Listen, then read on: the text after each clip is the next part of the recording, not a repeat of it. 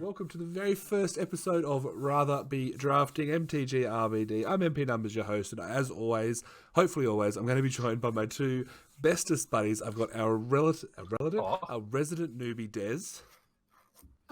What's happening, guys? How's everyone? And our Commander Junkie Foodtime. Hello. So this is a podcast we're going to try and do. We thought we'd keep it casual, talk about cards, talk about magic stuff. I don't know if it's going to go well, but hopefully we can have a chat, have some fun with it, and hopefully some people can have some fun listening too. So it is the first week officially of Ikoria spoilers, so I thought that'd be a great place to start. One word, guys. How are we feeling about Ikoria so far? Godzilla. Pretty much. I'm with you on that. Godzilla, yes. Godzilla was the flagship card announced, the buy a box promo, with some really weird stuff that was announced in the video. We'll talk about it later. We'll talk about it later. First thing I want to talk about, that all the mechanics have been revealed for the set, and we'll kind of run through them and talk about how they work, how we like them, how they work for our kind of play styles, and what we're thinking. First of all, the returning mechanic, cycling. Cycling's been around for quite a while. Made a little comeback in Armoncat. Yeah, that was the first time I saw it. Yeah, it's actually a really old mechanic. It was one of the early sets, and now I think they're trying to bring it back a bit more regularly because it's a really solid mechanic. For those of you who don't know, it's a mechanic where basically you pay a cost on the card, you discard a card, and you draw a card. Sometimes you also get benefits. When you cycle this, X might happen. But it's a solid mechanic. Basically, it lets you have cards in your deck that might not be as good as they would normally be, but because you can cycle them, you can have other opportunities, other ways to interact with them. Thoughts? I quite like them. I actually like cycling because for me it's also a way of I'm like, okay, I've got nothing, and I can at least work through my hand a little bit. So I also use cycling a little bit like I've got nothing, I'm going to see if I can get something, and just do it that way. Like it wastes a little bit of mana, but if I've got nothing in my hand or I've got a 7-drop with cycling, I'm like, I don't really need this right now. Yep. And then I cycle through it. So I actually quite like it as almost like a way to manage my hand a little bit too. Yeah, cycling's great. You can run really situational cards that sometimes are dead in your hand, but just then suddenly aren't. So it's amazing. That's it exactly. Like looking from a limited point of view, obviously myself being the limited junkie, there's so many cards that there might be 6 or 7 drops that you put in your deck that you might never get to cast normally, and in so many games they'd be dead weight. But they've got cycling too. You miss a couple of land drops, you chuck it in their bin, you draw another card, you get to keep going on with your game. It's a great way of smoothing out your hand, and there's a lot of arguments going around that it should be an evergreen mechanic, so available in all the sets. I don't disagree necessarily with that. Yeah, it's pretty cool. Yeah, if it was splashed in a couple cards every set, I think that'd be fine for your naturalized style things. You can run them, especially with Magic Arena being kind of what they've definitely been kind of having a small focus on. They'd have a lot of those. What are they? Just no sideboard matches, just best of ones. So having those kind of little more niche cards with the ability to cycle them would probably help that a lot, I think.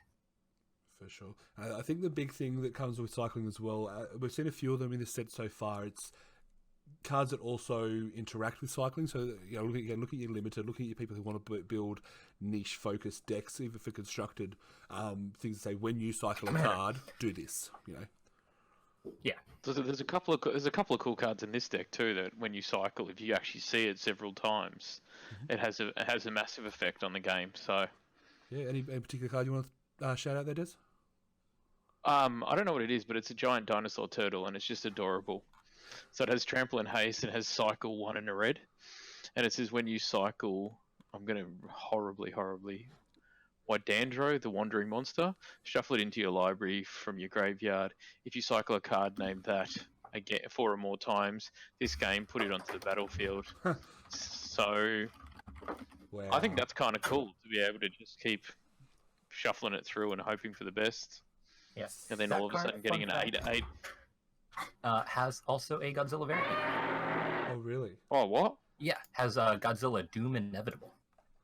How many of these Godzilla variants are there? Who cares? I think it was 15 with 3 more exclusive to Japan. Wow. But one of them's buy box. Oh, no, because the buy box one, we'll stop there and talk about that. The actual Godzilla that was released in the preview, it is the buy box promo. It doesn't actually have a real card variant, does it? No, I think it does. We just haven't seen the art for it yet. Oh, okay. Okay, cool. Yeah, because it has one of those little type lines under the name to call it what it's really Is that called. the king? Is that the King of Monster one?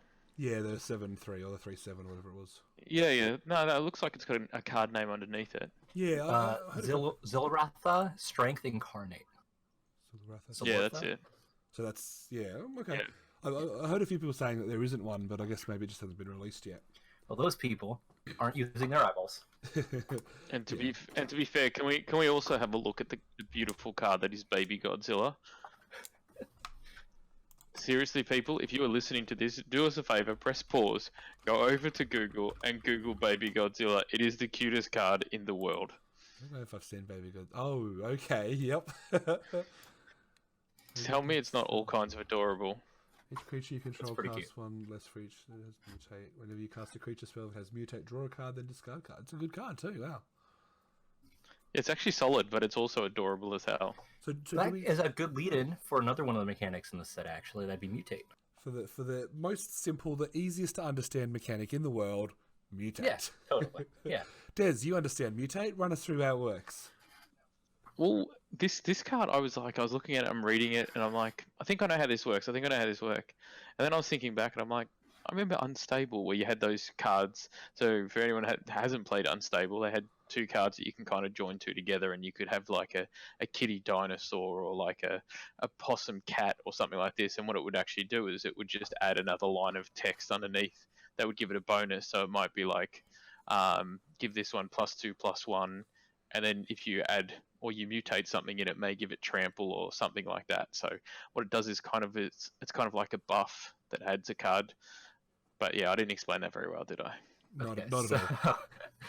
When you mutate a card, so mutate cards will have both the regular mana cost and a mutate cost. You are casting the card, so it can be countered like normal. You cast it. It basically is like an aura where you put the card either on top of or below the other card. It becomes whatever the top card is. So if you mutate, it can either become the card you're casting or it can stay the card it currently is. And you basically combine the text box of all the cards that are mutated on top of each other, and the card very much on top is what you use for the power, toughness, name, and creature types. And color. Yeah, that's what I said. And color. That's what I said. Yeah, totally exactly what you said. I just said it in different words. It just said it in American. I got it. And then if the creature you're mutating onto is destroyed while the mutate is on the stack, it just enters the battlefield as a regular creature, kind of like Bestow from Theros. Absolutely. The big difference, though, if the creature is killed once it has been mutated, they're all gone. All the mutates on there. Yeah. I don't know. Do they? It goes to the graveyard as one creature, right? It doesn't trigger multiple when this creature dies. It's still considered one permanent. Perfect. Fantastic. For sure. Yeah, I think if there's cards that care about a specific number of cards, not like how many creatures died, if X number of creatures went to your graveyard this turn, I think it counts those. It's all weird. Yeah, there's definitely a lot of tricky rules text, but I think we can explain it pretty well. Yeah. There's obviously a lot more advanced way to explain it. One of us did. One of us did explain it very well. One of us did a real good job of explaining it, yeah.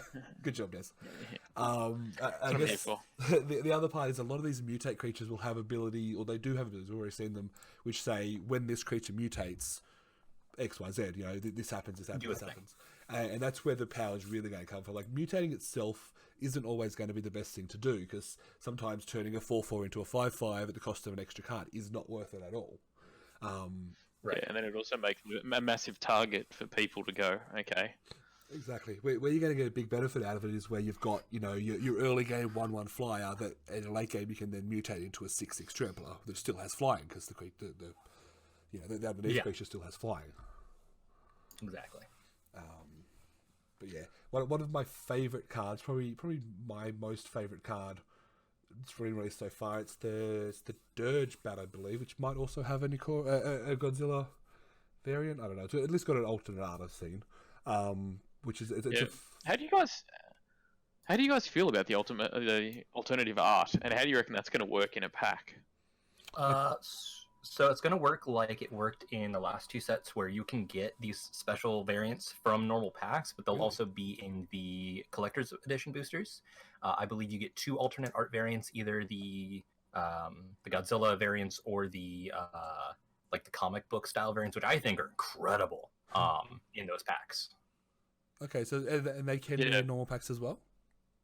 Yeah, they can be normal packs, just like Throne of Eldraine and Theros Beyond Death. It'd be pretty rare though, right? Yeah, Yeah, that it'd be pretty comic book rare. art is sick. Yeah, it's so good. Yep. So I guess on that line, like, what do you guys think of collector's editions in general? Like, are you fans of getting these alternate art cards? It's like you're aiming to get, or is it more just like, oh, this is cool? I think it's more of like, hey, this is a cool thing. I know it's more expensive, so definitely not for everybody. But like, if you have the money to blow on it, or I mean, most of the time they're not that much more expensive than the regular card anyway. So if you're just looking to pick up those variants, it's pretty. Yeah. Yeah. Although the Godzilla ones will probably those are going to be probably worth quite a bit more, just because it's Godzilla. And the important question there, Foodtime, as our local EDH expert, are you going to be building a Godzilla alternate art commander deck? We will see how many of the Godzilla cards I get, and then we'll go. And the answer is probably yes, because I'm going to make him build me one because I want to own it. Yeah, for sure. We do have one more mechanic here in this set, I believe. Can I finish talking about Dirgebat that I was talking about first? Because I got interrupted. Oh, I'm sorry. Yeah, go ahead. Dirgebat, one of my favorite cards that have been revealed so far. It's a 4-mana 3/3 for flash flying, which itself is just great. And when this creature mutates, you destroy target creature or planeswalker an opponent controls. Again, it's got flash. The mutate cost is 6, which is annoying, but it's basically 6 mana at flash speed. Destroy a creature or planeswalker. Give whatever creature you mutate onto flying at worst case, and in best case, obviously make it something a bit bigger. It's going to be a sweet bomb rare. I think it's going to be one of my favorites to pick up. Yeah, I super. got to admit though, in limited or draft, I would definitely pick this one. Oh yeah, for sure. You could even drop it turn 4 on flash at the end of their turn, and then mutate onto it with another creature on your turn. Yeah, so you can get it a little bit out earlier. So absolutely. good. The versatility there in these mutate cards is really good. For sure. All right, let's step on. So we'll go back to that third mechanic, which I'm going to put a call on. And I did hear this on limited resources, but this is kind of evidence that they're building towards Arena first at the moment, in my opinion, and obviously in limited resources' opinion, because it kind of seems like nonsense. So let's explain the mechanic. Let's explain the mechanic. So basically, it's a counter-based mechanic where I don't even know the number, but a good 6 mechanics have been given counters. So it is Death Touch, Trample, Flying. I can We should look this up. We should probably be a little bit more. There's a commander creature that has all of them on it. Perfect. Is. I think it's pretty much all of them, but isn't it all of them? Flying first strike. Hold on. Flying first strike, double strike, Death Touch, Hexproof, Indestructible, Lifelink, Menace, Reach, Trample, and Vigilance, and obviously plus some counters. They don't do haste counters because you only need haste the turn the creature enters. So until end of turn, there's no point in having the counter. Yeah. So, I was going to say that was the only one that didn't have it from memory. Yeah, that's fair. So all these counters can be basically added to your permanents, your creature, or actually your permanents. You can actually put them on enchantments and stuff in some situations, and they give that permanent that ability. So if a creature gets a trample token, it now has trample until that token is removed or the creature leaves the battlefield. The thing that's just I don't see it not being messy for table gameplay. Obviously, you've got your people who do carry all the tokens around with them, and yes, they're going to be providing pop out things like they do for Armon Cat where you can have it, but there's going to be so many times people show up without tokens. They're going to have this creature with trample token, this creature with a flying token, this creature with a first strike token, and no one's going to have any idea what's going on. I just think it's going to be messy, and it just shows. Obviously on Arena it's going to be a lot easier to track because Arena has that. I don't know if I like it, I'm going to be honest. I'm hoping they come out with something like, for example, if you go to the pre-release, which looks like probably not going to be happen for many people. Yeah. But you get like a bag, or you can get some tokens in the pre-release pack, or however it works. Yeah, so they have released. Yeah, the sets are gonna. If you remember Ket, like he was talking about, they have those punch out tokens for -1/-1 and exerted and stuff like that. They're gonna have those for the set. So in most of your booster packs, you're probably gonna open one of these things with punch out knockouts for those. But what you're saying about people not bringing the relevant counters. One, if you're playing a deck with ability counters, please bring your ability counters. Two, most people at FNM, if you're there, well, someone's going to have a pen and paper, more than likely, to write down their HP, like their life totals. Just start ripping those up and writing abilities on those, at worst case scenario. But yeah, definitely is a little awkward. I do like the mechanic, though. I think it solves one of the problems of, because you've probably seen in the past, there's a lot of enchantments that are like, hey, this creature gains trample, and then like it'll make tokens or do something else, or hey, this creature fights. This is a way of doing that without needing the aura there, just kind of sit around, and also lets them do things like the one from the commander set where you get to pick an ability of each counter and like distribute those amongst your creatures without the need for auras, which I think is really cool. It's definitely interesting design space for sure. But I couldn't agree more with Foodtime. Like, I'm a casual player, but like, if your deck needs something, please bring it. Right. Like, I know it sounds so stupid and so simple, but the number of times I'm like, oh, can I borrow your dice? And I'm like, you've got 4 things that give +1/+1 tokens. Like, didn't you think to bring dice? Yeah. And if you're doing a draft, like, if somebody's like, hey, does anybody have this ability counter, help them out. Everybody's their draft together. You're popping those things out. Drafts and stuff I totally understand. But if this is a deck you built for a Friday Night Magic and you don't have it, please, for the love of God, bring it. Please, yeah, exactly. I get it. It sounds so dumb, but it's amazing how many times I'm like, I've had people go, can I borrow dice? Yeah. And I'm like, yeah, okay, cool. Maybe I'm overthinking it. Maybe it's not going to be that bad, but... No, there are definitely going to be people that just are not prepared. To quote Illidan's from Rage. Not prepared. But I like the concept of the I like the concept of it. I'd be interested to see how it plays out in average tabletop games, I guess, is where I'm at. But I think the design space is really cool. I think giving the opportunity, as you're saying, to not have auras, to be able to... Because we're at the point where vanilla... what am I saying here? Vanilla combat tricks are boring. +2/+2 and trample turn to turn. Sure, it's fine, but there's only so many times you can cast that card, right? But now where it's, one creature gets +2/+2 and one creature gets a trample token that stays forever. I don't know if that's a card. I'm just making that up. It just gives a lot more design space, a lot more combat trick, power up, and even on your creature abilities as well, which is nice for sure. Actually, I really like it. I don't mind the tokens, and if like Numbers says, if you get if I buy 5 packs and at the back of each pack you get like a little thin card that has a knockout, or just a single one that has 5 knockouts, like it's easy as. For that kind of thing, it's really good. And to be fair, as somebody that's just starting, it means I don't have to go out and buy anything like dice I've got lying around everywhere. But for things like that, especially as a beginner, you don't want to have to go, I'm going to go there to Friday Night Magic, pay my $35 or however much it is to play, and then go, oh crap, now I've got to spend another $20 buying things. So for me, I actually kind of like that. Like, I like that even if you don't get the right one, there's always somebody there you can swap with. The number of times, like when you're getting special stuff like special land or different things and people want to swap with you, it's actually really cool and it helps bring the community together. So from a beginner's standpoint, I kind of like that just a little punch card or just a normal card that has it on there, like a token or something. It's great. Yeah, it was fantastic in Amonkhet. I'm glad they're bringing that technology back. Yeah, the technology of perforation. All right, let's move on to the last mechanic here. So the last one is a brand new mechanic called Companion. This one's had a bit of controversy over in the EDH and Highlander people, I believe. The short version is, in my opinion, they're trying to make Commander go to all formats. I know that's not exactly it. But basically, the way Companion works is a whole, I think there's 15 cards in the set? 10. 10 one for each color pair. And I think as of right now, I'm only seeing 5, so I don't think we have the full spoiler set out. Okay. Yeah, so there's 10 creatures with Companion. They have each Companion card has the Companion ability, of course, and a set rule. If your deck meets that rule, you can play this creature in your quote-unquote sideboard, even though it's not actually your sideboard, and you can cast it as if you were casting it from your hand for its mana cost at any time.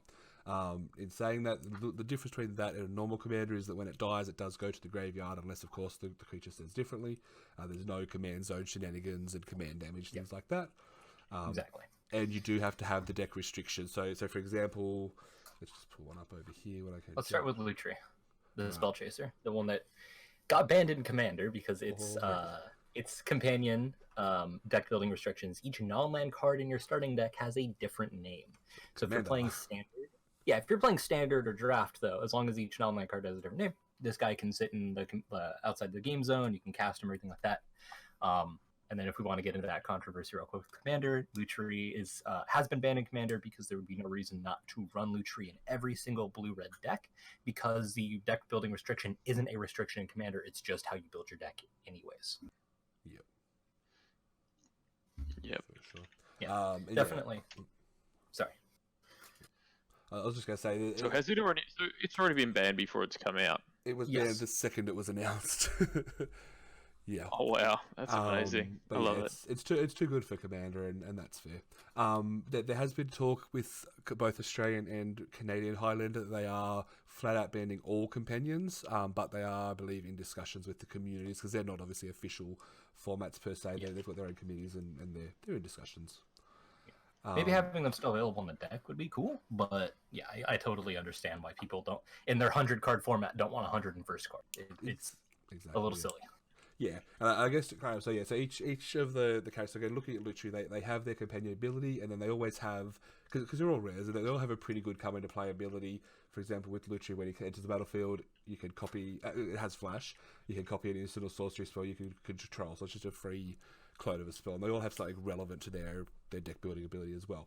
Yeah, it is worth... Some are static abilities, some are ETB. So. For sure. It is worth knowing that these cards, if you don't meet the deck building criteria, you can just run them as cards in your deck. You don't have to have the deck building restriction if you just want to put Lutri into your average standard deck. But not your Commander deck. Get out of here. No.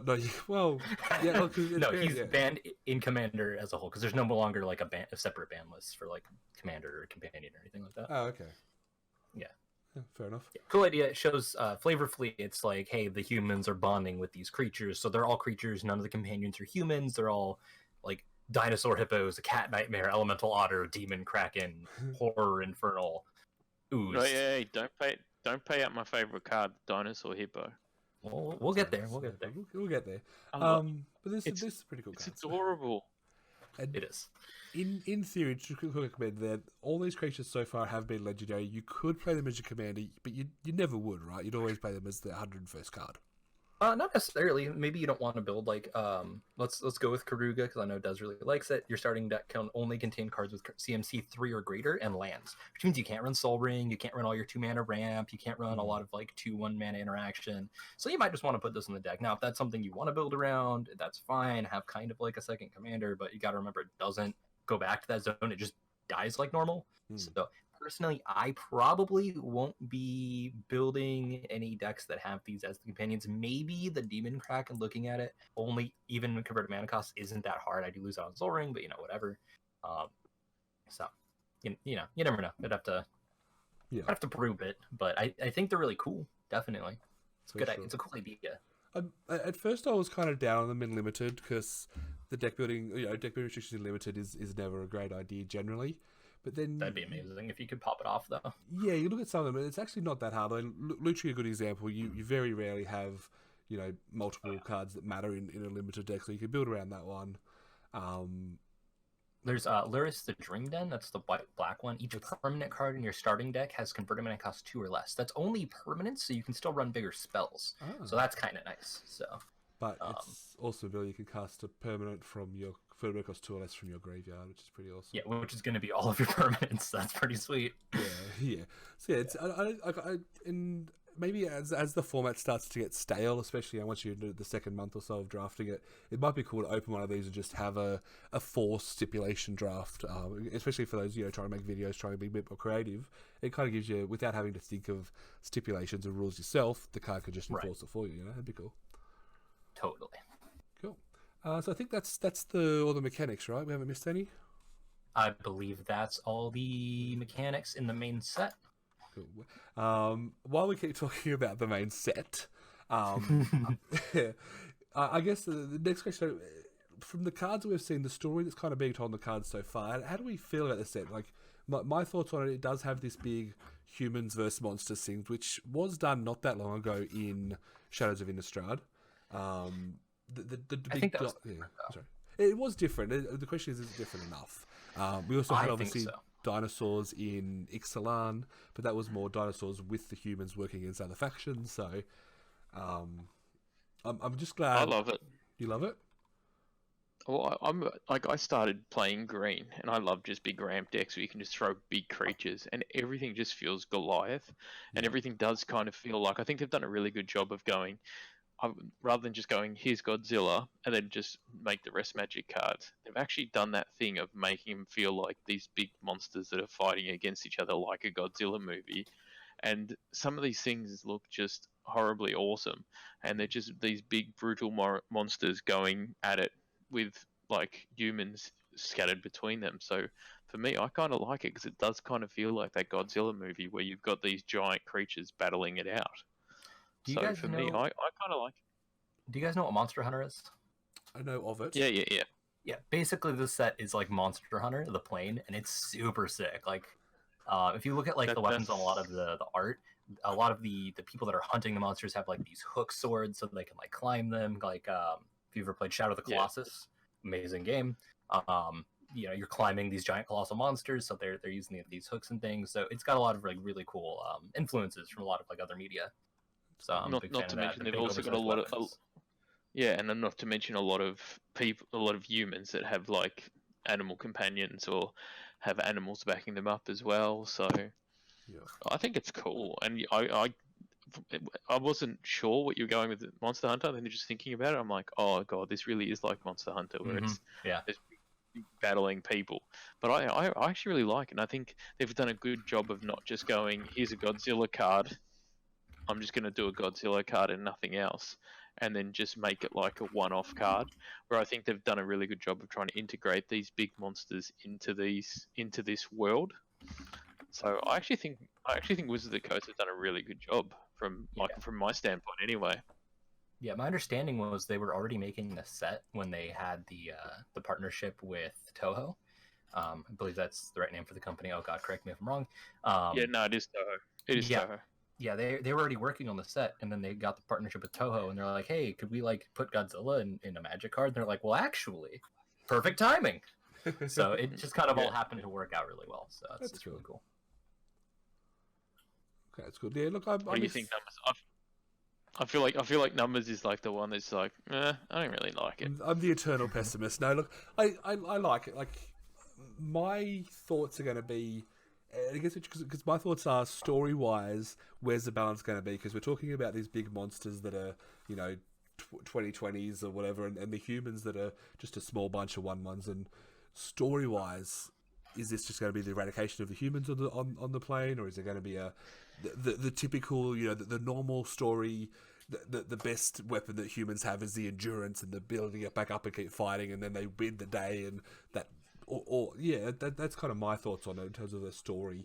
What's it going to look like as the story does evolve, if the story of it evolves, Yeah, I know that the book is coming out and it's going to focus on that new mono red planeswalker with it's the bonder that's like in the military. I think the whole like military anti-monster police is really cool, and the fact that a lot of the human cards care about other humans and working together is really nice. It's really cool. It kind of like brings everything together. Like, hey, we really need to band together to beat these giant monsters. Yeah, his name is Luca. He lives on the second floor. Luca. I gotta admit though, I'm not a big fan of Luca's card art. The actual comic book one. Oh, well, I mean, I'm just gonna have somebody alt art it into the Tiger King. Show on Netflix. Like, come on. And real quick, I'm just gonna take a quick side tour into the Commander set that is releasing alongside Ikoria, so the spoilers have been really fun. Is this in the main set? Is this in Commander? Oh no. But fantastic. There's a partner commander that is a woman and a cat. And if you're telling me that's not Carol Baskins, I don't know what is.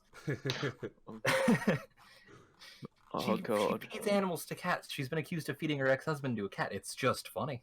All right, let's have a chat about that first. So in the most confusing weekend in Magic history, they did announce and start releasing spoilers for Commander 20 right in the middle of Ikoria spoilers. Because they are releasing alongside each other, and the commander sets are based in Ikoria. Yeah, my question, I know you have a lot of thoughts on this one, Foodtime, and Des, I'm sure you do as well, because you like to delve into Commander, but was it necessary? Because like obviously for so long we had 3 block sets, right? Then we had 2 block sets. Now we're on 1 block set. I love the 2 block sets. You know, we had Return to Zendikar, Shadow over Innistrad, other ones that I can't think of right now, etc. If they had so many cards that they wanted to base on Ikoria, why didn't they just give us 2 sets on Ikoria? So they still could have if they wanted to, right? Like they did it with Ravnica, where we were on Ravnica 3 sets in a row. I think that they should have done the main set spoilers, and then right after that, maybe the day after they finish this main set, they do the commander spoilers. They should have split them up. They shouldn't have done them in the middle, because it just confused a lot of people. I think that with the amount of people complaining on the internet that I've seen, they're probably going to split those up. They should still do them close to each other. I think that'd be really nice, because I like to see the cards in the set coming along with the commander set, so I can be like, oh, I need to pick up this for this commander, that for this commander. I like that a lot, but having them kind of overlap at the same time was not a good idea. But obviously my opinion is someone who is probably never going to play another game of Commander unless it's under threat of death. I will make you one day, don't you worry. I'm with me. If Foodtime and I come down for your wedding, we got to play a game of Commander. That's the rule. Don't worry, I'll bring enough decks. You don't need to build one. If Foodtime travels all the way from Cali for your wedding, you've got to at least play a game of Commander with him. Maybe we'll see. I'll draft with you too. I'll draft all day long with you. We'll do that. You gotta play some Commander. All right. I say we buy a box so we can get Godzilla, and then we can draft. My wedding's not going to be happening at the time this is going to be a current set. Let's just put that out there. $7 a box. Got it. Save me a Godzilla box. All right, so let's jump over. So I think that's pretty enough to talk about main Ikoria at the moment. Unless there's anything you guys kind of wanted to talk generally, or do you want to have a chat about Commander? I just really want to. Sorry. Excuse me. Yeah, the one I just thing really want this Planeswalker. One at a time. All right, Des, you go. Des, you go. Yeah. I'm just excited. The green Planeswalker in the comic book style just looks amazing. Vivian. Oh, Vivian. I just keep clicking. I just keep clicking on it, and I'm like, I want it. It's so pretty. Vivian is pretty cool. I will mention again, the full set is not completely spoiled yet. We are getting a Narset Planeswalker on this plane. I know that there was a card spoiled earlier, a blue-red one with Narset on the art and the flavor text, so we will be getting one more Planeswalker this set, and it should be Narset. Fancy. And if what I read about a small little bit of a possible leak could have been BS on Reddit, it will be all 3 of her colors, red, white, blue. So, which would fit in the wedge set that we're kind of in anyways. We're in wedge colors, which we didn't mention. There are the color and its 2 enemies as kind of the 3 color pairs, the 5 3-color pairs for the set. I honestly hadn't picked that up yet. Yeah, dude, they're all wedges. Yeah, okay. Cool. Yeah. I've also been looking at the Commander spoilers a lot. So. Okay. I just assumed it was like red, green, blue was monsters and white, black was humans or something like that. I hadn't really looked into what the actual setup was. Yeah, they're split up via wedges mostly. Okay, cool. All right, so let's jump to Commander 20. This is the part where I'll go quiet. You guys can talk about Commander 20, then we'll circle back and talk about some specific cards in Ikoria at the end. Sound good? Sure. I haven't actually seen that much, so I'm actually interested to know more. Let me talk to y'all about Commander 2020. We are getting 5 decks this year rather than the 4 that we've been getting recently. Can I just have one question? Yes. How long's this podcast going to be? Because if we get Foodtime talking about Commander, it could be here a week. No, we're good. I'm going to go through these all really quick. We're getting a Mardu Humans deck, which again fits with the theme of Mardu Humans from the set. We're getting a Teamer. It looks like a spells/group hug deck. It's really hard to tell because like the main commander copies spells and does counters, and the rest of the deck does weird stuff. It just does weird stuff. The Abzan deck, white, black, green, it looks like a creature ability counter deck. So the commander cares about ability counters. A lot of the cards in the deck seem to care about ability counters or counters on creatures. The white, red, blue deck, Jeskai, is going to be a cycling deck. So again, fits in with the theme of the set. The commander lets you cycle 0 once per turn, which is insane. And then the last one looks like it's going to be a mutate set, mutate/monsters kind of deal. So that's pretty cool. The commander is deals combat damage to player, return a card with mutate from your graveyard to your hand. So which one do you want to play? I actually have a cycling deck. My only problem with it is it's a blue, black, green, and not blue, red, white. So I'm getting also no new cards. But I'll probably build a second cycling deck. Otherwise, I think the human deck's really cool, but I've got like 4 Mardu decks already. So I'm probably going to pick up the blue, green, red teamer deck because I like some of the group huggy style cards in there. I think some of them are really cool. That's actually the one I was looking at. With like the best free counter spell ever printed in it, but we'll get that out in a moment. Each of the decks is going to come with as they usually do with commander sets are cycles. One of them is as long as you have control a commander, you may cast a spell without paying its mana cost. All of them are insanely good. I know everyone's talking up the blue one because it's a counter target non-creature spell, but the red one is a fork, or not a fork, is a redirect. The white one makes your creatures indestructible until a turn. Like the green one's a one-sided fog. They're all really, really, really good. Are these cards good enough that they're probably going to be like auto includes into every deck looking forward, do you think, or are they not quite that good? They would be if they weren't going to be super expensive. These cards are all going to be really pricey, so they're not going to be as much, I think, because limited amount of stock on them, things like that. I imagine we might see reprints of some of these in the upcoming Commander Legends set, honestly. Yeah. I wouldn't be surprised by that at all. And then the other cool little cycle in this set I want to talk about, well, there's 2. There's the partner commanders, kind of get to those in a minute. There's each deck has a monocolor with a 2-color, like a monocolor human with a 2-color beast as part of like the bonders from the set and the story thing. I don't want to go over all those, it's a lot of text, but that's another cycle they're doing here. And the last cycle they're doing here are these enchantments called Impetus, which gives a creature +2/+2, goads it, and whenever it attacks, you get a thing. So you can put on your opponent's creatures, get benefits, cause them to start attacking each other. Kind of neat. I really like that. It's like the Vow cycle from the original Commander set, but kind of brought up, made it a little bit better. So, cool. Yeah, that's. And Arcane Signet reprint in every deck. Fantastic. I was really hoping they would actually do that. Yeah, I was feeling that they wouldn't, but I'm glad they are. So that's a good call. That's that 2 mana taps for any color of your commander or whatever, is it? Or yeah. Basically, best signet always. Yeah. Yeah. And that's pretty much it for the commander decks. I mean, there's obviously more stuff in there, but I don't want to talk about it all day. Yeah, good time. Des, did you have any thoughts on the commander decks? I just like them, and I must say I always like these decks because, especially for a beginner, you really get a lot of cards, so it makes you feel like you're getting heaps.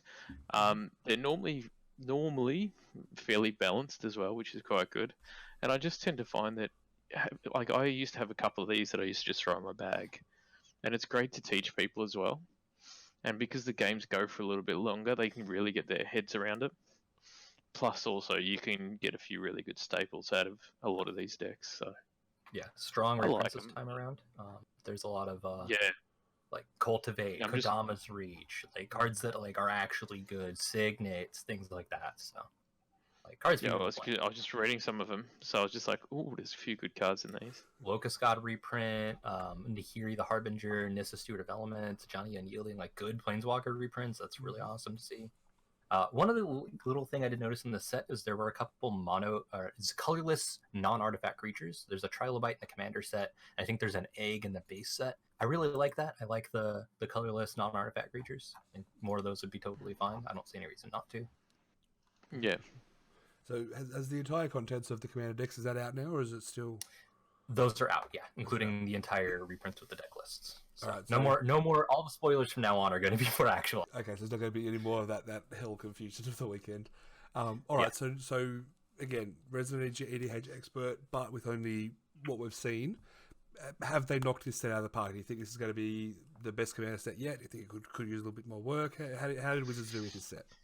I think it was the best commander set in a long time. I think the mana base is really, really strong this time around. There's a lot less like guild gates and crappy comes into play tapped lands.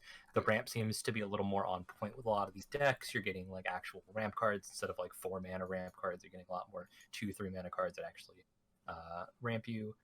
One more card real quick I want to mention. One of these commander sets, I think it's the ability counter one, comes with a land that lets you move counter from target permanent you control to another target permanent. You can give your enchantments Death Touch and Lifelink. It's gonna get crazy. So I like when they do weird things like that. Where like, hey, let's just like print this here, and turns out like, oh, this is actually insane. So I can guarantee there's going to be a point in these games where a non-creature permanent is going to have Death Touch or Lifelink, and it's going to matter. You know. oh yeah, I'm gonna give my Pestilence Death Touch, pay 1 black, kill it. Like it's crazy. Like you're gonna be able to do wild stuff with that. Give your Aetherflux Reservoir Lifelink and win the game. Oh, that's so no, because you pay life. For a change too, these things actually seem somewhat competitive, which they never really that much were. I felt. Yeah. Like in the past, I felt like there's a few good cards, but and unless you're playing against another like set, it's pretty useless. But yeah, these ones seems to be really cool. Yeah, and I know last year the Populate Commander deck, like right out of the box, is actually like way stronger, I think, than the others, just outside the box. Yeah. It was so one-sided. Yeah, a lot closer this time around. So, did we want to move on to our last little subject? Yes, let's jump back to the main set of Ikoria mostly. Again, we can still talk about some 20 cards, core 20? No, it's Commander 20 cards. Let's just highlight some specific cards that we either like, we don't like, we think is good. Yeah, it's something we just want to talk about. Let's, Des, you can go first. Let's point out a card and tell us what you think about it. You do realise that all of mine are just going to be silly ones that I like because they're so ridiculous. Fine, my friend. So the first one would be Godzilla, King of Monsters, just because. Read the whole card for us though, just so we all have it. Godzilla, King of the Monsters. So it's a legendary creature, dinosaur. It's trample, and it says lethal dealt to creatures you control is determined by their power rather than their toughness, and it's a 7/3. Yeah, so it's effectively a 7/7, right? Yeah, and then it turns everything else. And I know there's a couple of there was a red card that I thought it would be good with, which was that what was it? Oh, we were talking about it earlier, Foodtime. That 10/2 one. Yeah. It's like a couple of drop. What was that one? Oh, it was like 10/2. Hold on, give me like 2 seconds. I'll pull it up. It was the elemental with champion and elemental or whatever, right? Champion that's right. Yeah, it was a 10/2 and it was like a 3 or 4 drop or something, and it would just be amazing. There's also... And I won't lie. Sorry. I just picked this card because it's Godzilla, and for no other reason. That's it. Nova Chaser, yeah, and there are. I mean, historically, there are a lot of what are they called? The lightning elementals and stuff, which are always like 4/1s or 3/1s. They're designed to be red, get in, do damage, and then die. But this card, you could kind of tweak in. You know, obviously look at your commander nerds. You could look at building out this and build a whole bunch of those 4/1s, 3/1s, 10/2s, 7/2s, whatever they might be, and have a solid deck because they're just going to be definitely super big. Big smashy boys with much better defense. I will point out if someone is running -1/-1 counters or -1/-1 effects, that is going to be a big hamper in the plan because they suck. Because -/ is not lethal damage, but they could, let's say, deal 3 damage to Godzilla, King of the Monsters. He takes his toughness goes down to 1 or whatever. Because the lethal damage would have to be his power. It's really weird, but let's say you deal 6 damage to Godzilla, and then you give him -1/-1, then he would die. Or if you deal 2 damage to Godzilla and give him -1/-1, then he would die. Weird, but that's kind of how damage works on these. Are you sure? Specifically, yes, because he would take, let's say, 6 damage from toughness, but it wouldn't be lethal damage. It would still be damage, so it would take him to 1 toughness. And then if you give him -1/-1, he would die. Okay. Trust me. Okay, I looked into this because I needed to know. Yeah, for sure. All right, so Godzilla's pretty cool. Now, I'm gonna take the one little side that says I've never watched a Godzilla movie in my life, so I'm not as excited as you guys about a Godzilla card. We are going to have some Netflix parties. We are going to watch some Godzilla. Yeah. While listening to P Diddy and what is it, Jimmy Page? Yes. I don't understand that reference. It's a song that was from the Godzilla. It's called. It was called "Come With Me," and it's literally P Diddy and Jimmy Page from. Is it Zeppelin? Oh God! Don't let me get this wrong. I'm gonna lose all my credibility. Oh God! I mean, I'll admit I have no idea.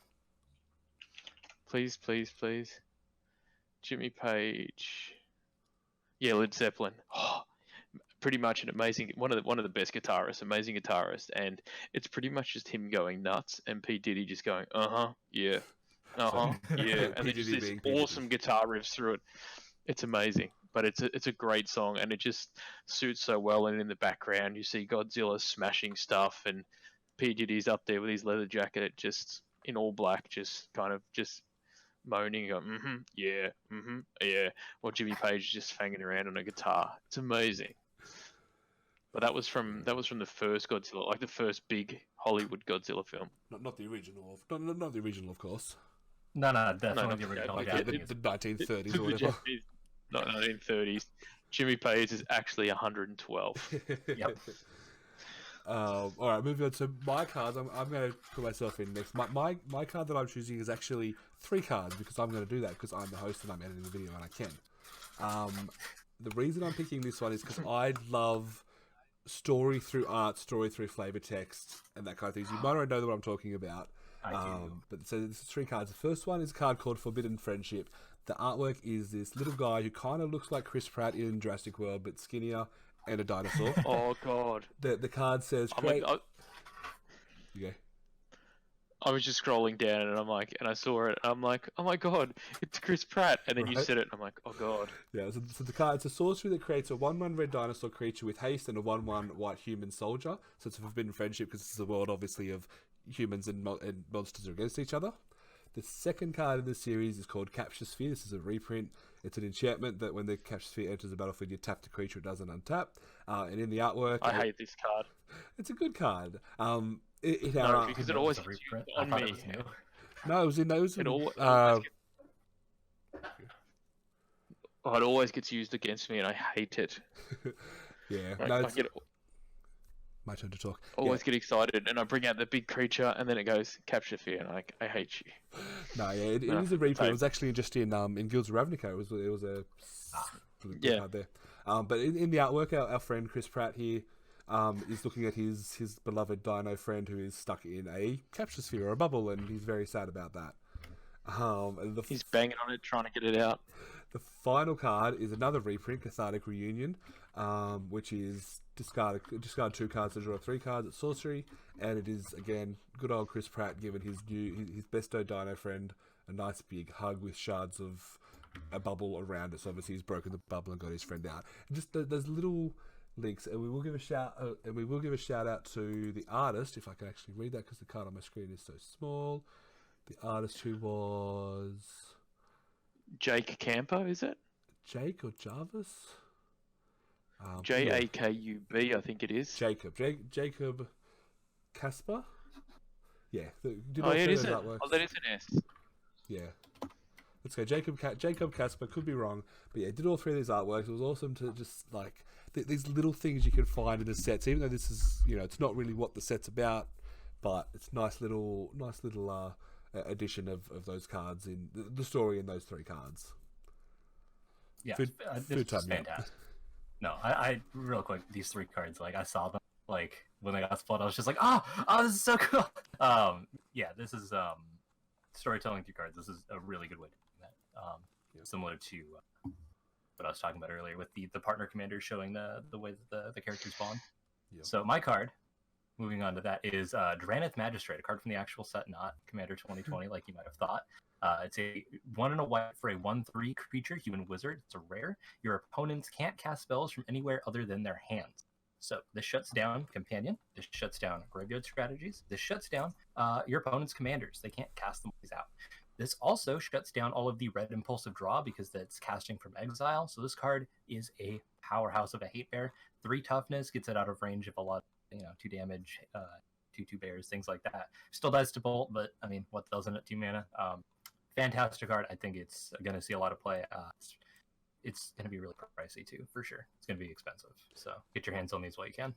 Yeah, for sure. So little fella that's stopping a whole bunch of stuff. Although, like we've seen a lot of cards like this in recent sets where they're kind of designed to host things like that, but they never take off. I don't know. There was one in Ixalan that stopped counters being put on things, and there was one in might have been Ixalan again. Excuse me. That coming to play abilities didn't trigger. So a lot of cards like that just never really took off. There's obviously a chance that could happen again. Yeah, I don't know. The fact that it shuts off all of your opponent's commanders for 2 mana until they deal with it is insane. Yeah. It also shuts off It doesn't- companions, so if you see your opponent playing companion, you just drop that out there, and they literally can't cast it. What they built their deck around. So I think he's really, really good. 3 toughness also on him, like rather than being like a 1/2 or a 2/2. I think is pretty good. Makes some better blocking, but I think this card's really good. He's also a Why wizard can't I find it? and a human, so he's in like good creature types too. Oh, it also I can't even find it. You know Oh, what this that one. stops? Oh. Yeah, It yeah, stops sorry. flashback, so it stops Snapcaster Mate. Oh yeah. So it might even So- see some Eternal play. Yeah, I'm saying this card's really, really, really good. Yeah. Like it's insane. Like I'm probably not even thinking of stops. That's how good it is. Yeah. Oh. Like I could admit though, two drop too. You're like, it's kind of rude. Yeah. this stops what's that Golos in that format no one plays? Brawl. It stops Golos though, right? So I think there's some merit to that too. I know people hate Golos and those free spells. For sure. All right, we've got about 5-10 minutes, so let's go around once more again. Des, what's your other card that you wanted to talk Oh, about? what? Only once more. I got Only like one more. 4 more. Well, maybe next week. Okay, We'll talk about it. The only other one that I guess we can do after Godzilla is the King Kong card. It's not technically King Kong, but it just makes me happy because he's on this giant, like, glowing crystal shard, holding what looks like a little person, screaming at what looks like these hot air balloons flying around him, and it's amazing. So it's 3 and 3 green. It's a legendary creature ape. It's called. I'm not gonna say koala, but it looks like that. Kogla, the Titan ape. So it says when he enters the battlefield, it fights up to 1 target creature you don't control. Whenever it attacks, destroy target artifact or enchantment defending player controls. And then for 1 green, return target human you control to its owner's hand, and it gains indestructible until the end of the turn. Like it's just King Kong, bro. It's Like, King Kong. no other reason. I'm guessing the only reason it doesn't actually have a King Kong card is they couldn't get the rights for that one. Yeah. because that one's not owned by Toho like everyone else. I like the flavor here where he literally just picks up a human and pegs him off into the distance, and now he's indestructible. Right? Can I Like, please do 2 more? We'll do our ones, and then if we have time, we'll see how we feel. All right? You did 3. You did 3 already, man. You took Yeah, ours. but I'm the host, and I do what I want. God. All right, what's your next one, numbers? My next one I want to talk about is one of these cards that, as a limited player, is probably going to get played 10,000 times more than it ever should. This card is a rare, and it's called Colossification. It is a card that looks... Oh, that was one of mine. It's one of yours. There we go. It saves the time. It's a card that, at first glance, you're like, wow, this is so cool. My creature's going to be so big, and it's going to win so many games. But in reality, the card is horrible, and it should never be played in limited. Unless you have a lot of trample counters is the only way. So for 1, it costs 7 mana. It does not have cycling. We talked about that earlier in the show. You want your expensive cards to be cycling. It gives +20/+20, which means sure, it'll hit hard if it ever gets through, but if your opponent has a 1/1, it will not be getting through. The other really annoying thing is when it comes into play, it taps the creature that you put it on, so it means you don't even get to attack it. You can't surprise attack it when your opponent's tapped out. The card is going to be played so much, and I'm going to win so many games because our opponents played it when they shouldn't have. That's all I wanted to say. Any I thoughts? Okay, I'm still gonna put it in. with Sovereigns of Lost Oh. Alara. What does that You're do? welcome. Oh god. When a creature you control attacks alone, you may search your library for an aura card that could enchant that creature. Put it on the battlefield, attach to that creature, shuffle your library. Doesn't matter that it taps the creature, it's already attacking. You're welcome. Des, Oh, I'm sure God. you have some thoughts about classification as well. Hit me. I think it's. I won't lie. If I get one, I would probably put it in my deck as a laugh, funny thing, like in pre-release or something like that. I guarantee it will never ever go off, but it would be funny to like put it on like I don't know, like what was that? What was that 1/1 flyer? I think it was or was a white 1 flyer like Hawker's something yeah. Hawk or something. I feel like just putting it on a flyer and just dumping it on a 1/1 that becomes a 21/21. I think it'd just be funny as hell. But yeah, I don't think I'd ever play it. It's one of those things that if you wouldn't buy this, you'd be excited as hell. But if you played 1,000 games, you might use it once. Yeah. And I reckon at that stage you're probably already winning anyway, so it wouldn't even matter. But that'd be funny. For sure. All right, Foodtime, you got another card for us? All right, this one's going to be from the Commander set. It's Zixris the Writhing Storm, 2 green, blue, red for a 3/5 legendary creature Snake Leviathan with flying, because of course.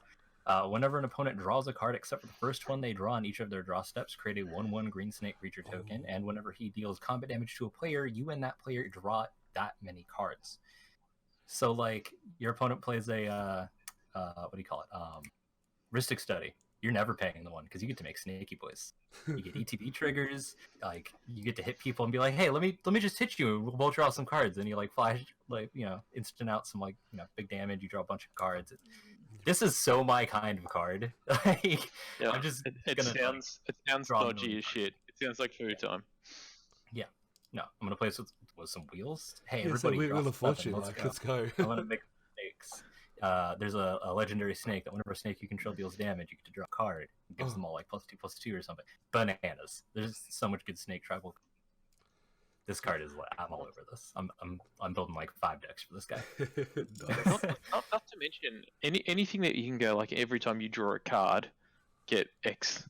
This would just be insane for that as well. Like, there was a couple of things back where it's like, oh, you get you get a token or something, and all of a sudden you're like, here's 100 tokens. Yeah, it's fantastic. That's it. Couldn't it, so is it whenever any player draws an extra card? An opponent draws a card except for the first one in their turn. So when they draw extra cards. So you're running like Howling Mine effects. You're playing for your pug, but you're just making 1/1s the whole time. Is there no card out there that says whenever a creature enters the battlefield, draw a card? There are. So wouldn't that just infinite? No, because it's whenever an opponent draws a card. Yeah, well, because like there's Beast Whisper, which is when you draw a card, but surely there's one out there that like whenever any player plays a card. I'm sure. Maybe non-token. I'm sure there's not. All right, I'll give you both one more go since I know exactly what card you're talking about. Yeah. What's it called? Fecundity. What? Excuse me. Do we have to beep? Do we have to beep that? Do we have to beep that out? Never mind. That is dies. Never mind. I'm an idiot. I'm sure there is, though. I'm sure there's a card that does that.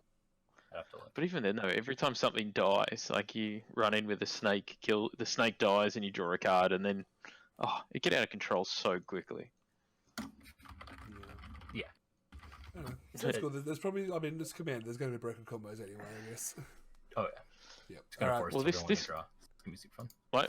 My next card, I literally picked just because it looks like Sharknado, and it made me so happy. And then actually reading the card, it actually sounds like it'd be actually amazing for Commander. So this is actually Shark Typhoon because Sharknado is trademarked, unfortunately, but I'm referring to it as Sharknado. So it's a 5 and 1 blue. And it's enchantment. This is whenever you cast a non-creature spell, create an XX blue shark creature token with flying, where X is that spell's converted mana cost. Cycling. Yep. Yeah. And because it's a Sharknado, bro. And then it's got a cycling, which is X1 and blue, and discard this card, draw a card. When you cycle Sharknado, create an XX blue shark token with flying. So even just cycling it allows you to get another flying shark. Wow, it's a good card. It is. I don't like Sharknado. I think it's the stupidest thing that's ever been made. That's the point. There's 4 of them. Okay, I think it's the 4 stupidest things that have ever been made. That's amazing. But the card is actually legitimately good. Like it. Being able to cycle, worst case cycle for 2 to draw a card, later the game the cycling gets better, best case you play the creature, play the spell and play a whole bunch of spells and then just get shark them out, Yep, Sharknado amount. This goes in like so many commander decks that don't run creatures, like this is gonna be a big card. It's gonna be a big card. It'd go really well in my Lucha commander deck. Can't wait to build that one. Oh yeah, dude, totally, for sure. All right, food time. You get one more, then we'll wrap up. Oh, okay, cool. So mine was, let me pull it back up because I thought we were done. My bad. No, you're good. You can just delete all these tabs It's- here until I find them. It's Derek. It's Derek's fault. He needed Alright, one more. so, I'm gonna go with Kelsian the Plague. He's another commander card. He is red, white, black. I don't know if to he or she, honestly. It's hard to tell. The arts. You can't tell it. It's wearing a mask.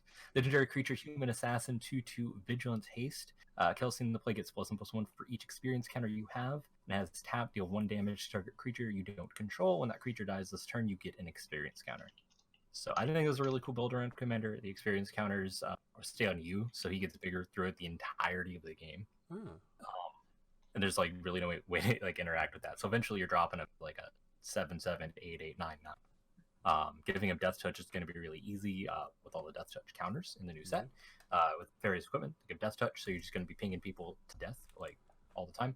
He's got vigilance, so you can attack and then tap during combat to kill a blocker with his ability, or like kill a mana dork. There's so many of them you're going to see again in commander. Kills tokens. Like this card's really cool. I like him. This is one of the ones that I wanted. This is awesome. Yeah. You can also play the old red-white experience counter creature in the deck. It would end up being really good. Random question though. You know how it says tap to deal 1 damage? If he's got Yes. vigilance, how do you tap him? Is that just a stupid question? Or... So Yes. you go to combat, you attack. He's attacking. He's not tapped, and then once he's already declared as an attacker, you can tap him, and he's still attacking. Okay. There's Yeah, no such so thing you as can stupid attack him, questions, only stupid people. Wow. Oh. And with that will wrap up the first episode of MTG RVD. I'm MP Numbers. You can find me all over the place: Twitch, YouTube, Facebook, Twitter. Search for MP Numbers. There's no one else with that name. I like to stream. I like to draft. I like to do all the kind of arena events that happen, and hopefully you can come hang out with me. We've also got Des. Des, where can we find you?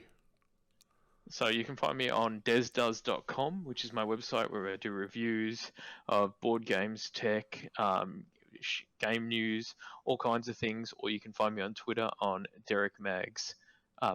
And I think that's it. I don't really have any other cool things. And Food Time, where can people find you if they want to talk commander nonsense? Just find me at Twitter. It's at Foodtime Gaming. I just shitpost mostly, so follow me. Is to be Good time. bored. Oh yeah, all the memes. Please actually All the send me danks. memes. If you could send me memes, appreciate that. That's all I want actually. You don't even need to follow me. Just send me. Just commander memes actually is where it's at. That's my shit. All right, folks. Look, that'll be the first. If you've survived this long, we absolutely appreciate it. It's our first attempt to do something like this. Hopefully you've had fun. Hopefully you've enjoyed it, and hopefully we'll come back and do some more if the boys forgive me. All right, we're out. Bye. No. Bye. Layers.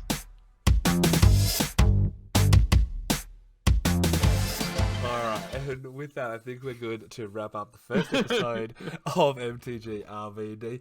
I am MP Numbers. after that- Stop talking, I'm doing my outro. After that comment, this will be the first and last. God. Some people. Drama. I'm going to cut that out, So,